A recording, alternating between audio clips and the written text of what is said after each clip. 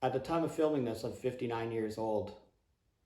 I've been a professional artist for over 30 years.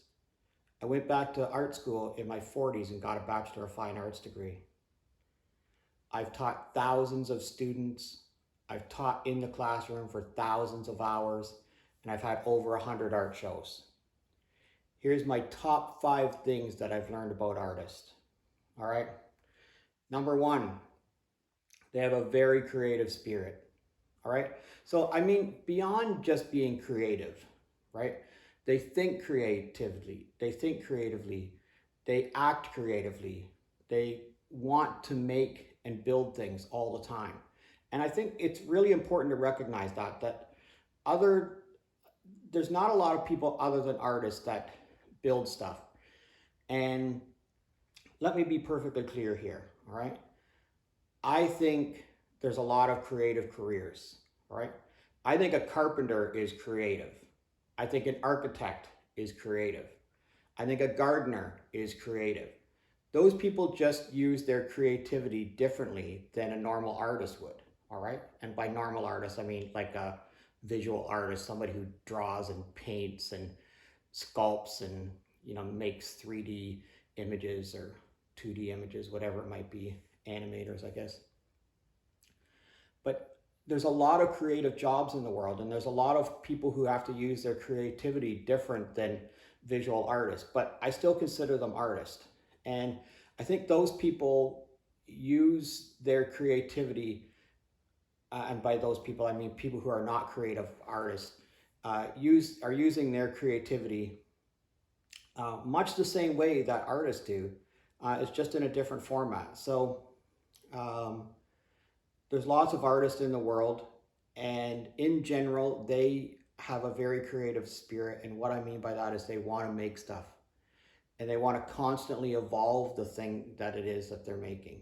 Okay, so if you're one of those people who wants to constantly evolve, I want to hear from you. I really want you to let me know in the comment section. Like, where did you start creatively, and where are you now creatively, and where do you want to see yourself in the future? Like, what's the direction that you want to go to in the future? All right, so number 2 is most creative people, most artists like to try new things. At least creatively, they like to try new things.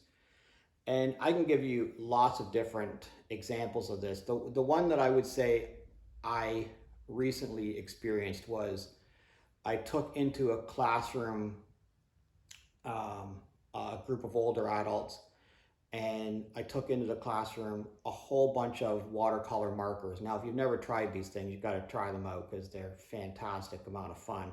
I've done a couple of videos with them, and the results are always fantastic as far as I'm concerned.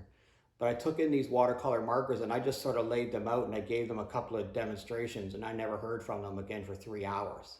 They just took them and they just played with them and, made all kinds of awesome stuff with them.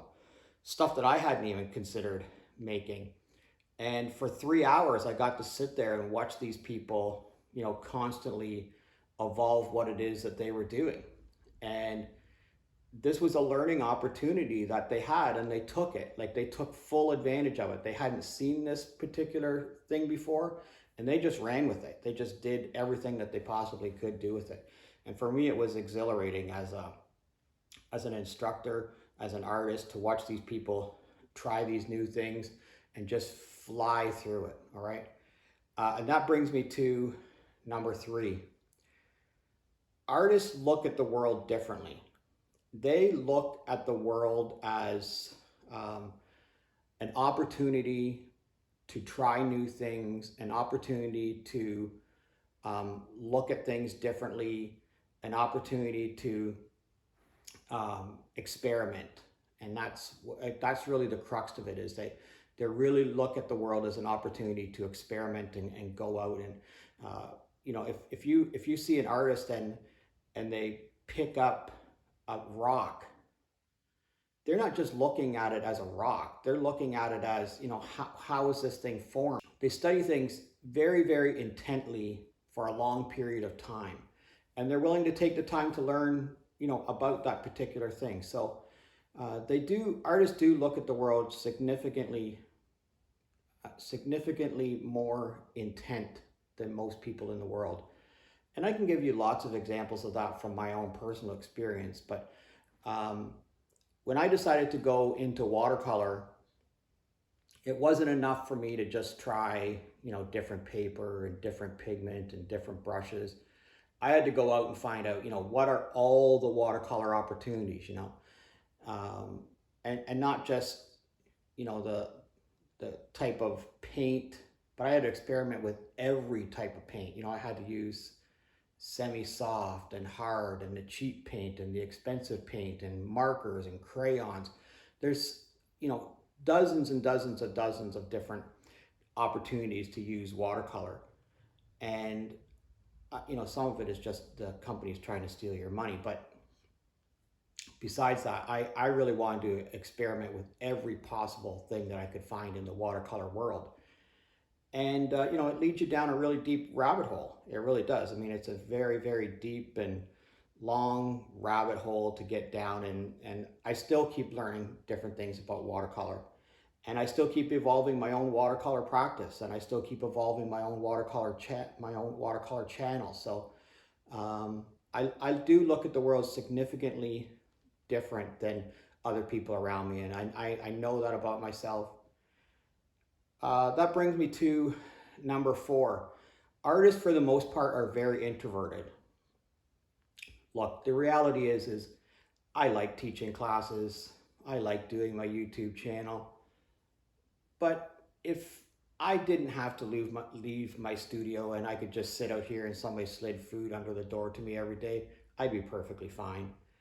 I don't need interaction with other people. Do I like interacting with other people? Sure. Do I like hearing what students have to say? Sure. Do I like hearing about what it is that you have to say in the YouTube world? Absolutely. Do I need it? Not really. I think most artists are very, very introverted.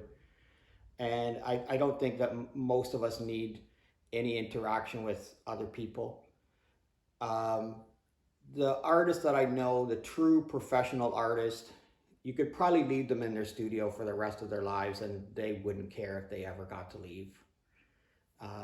Sure, they like to go on vacation, talk to people at the odd show, but in their heart of hearts, they like to make things and they like to do it independently.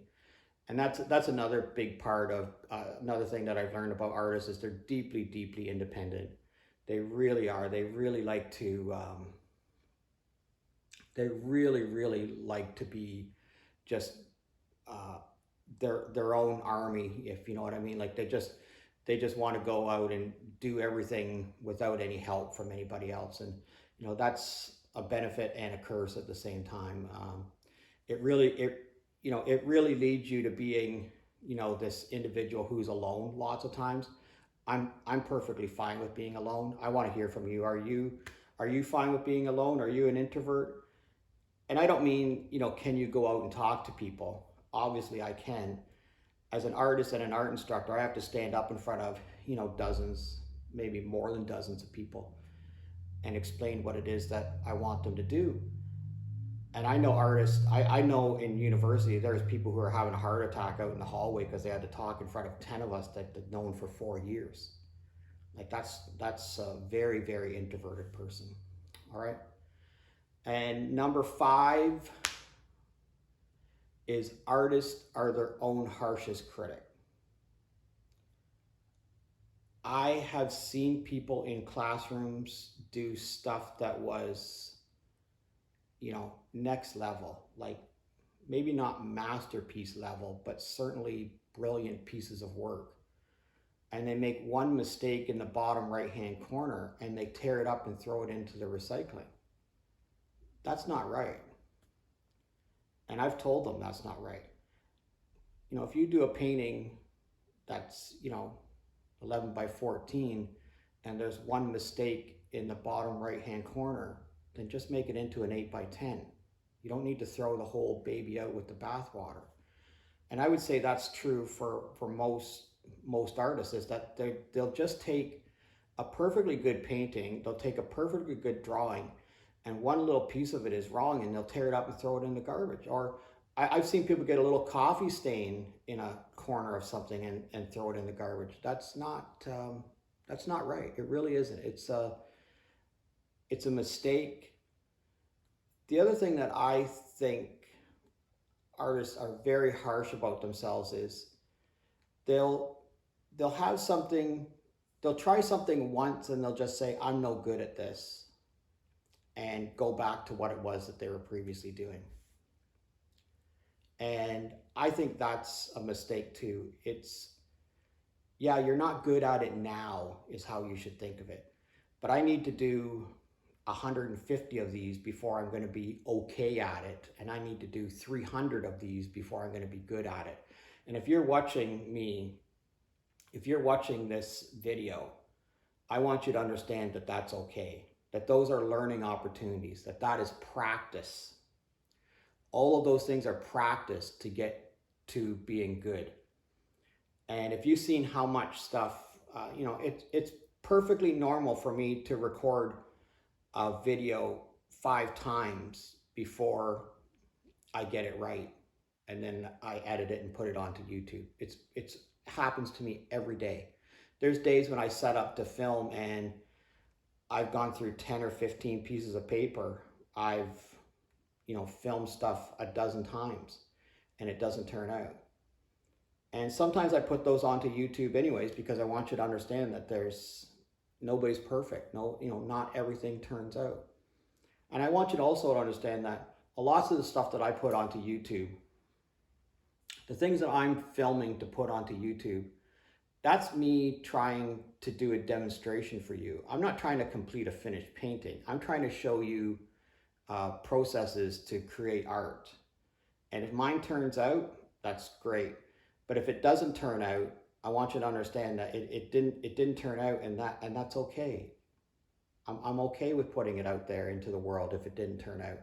I want you to show that. I want you to see that not everything turns out, and that's perfectly fine. It's just practice. We shouldn't think that everything. I honestly, I know this video is going a little bit too long. I have about 5 things that I've created that I would say are my masterpieces.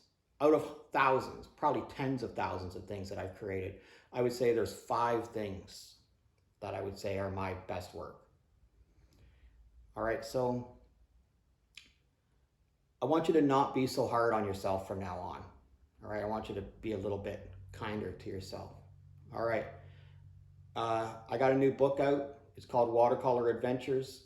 It's 25 of my favorite paintings from the last couple of years, and there's a QR code in the bottom right-hand corner of every page, and when you scan that, it takes you to the video of me creating that. I'm going to leave a link to that book in the description. Also, I'm really, really excited about the community that we're all building here together. I really appreciate each and every one of you. I started a new Facebook page, so if you want to go and have a look at that, it's just Watercolor Quick and Easy, same as the YouTube channel. If you would go and join that Facebook page, I would really appreciate it. And it's going to have videos and, process videos and process work, different stuff than what's here on YouTube. So I want you to have a look at that, check that out for me. I would really appreciate it. And as always, if you're currently a subscriber, thanks a lot. And if you're not currently a subscriber, please consider subscribing to my channel. I need to know that there's people out there watching me. I appreciate each and every one of you. I hope you have an awesome day. See you again next time.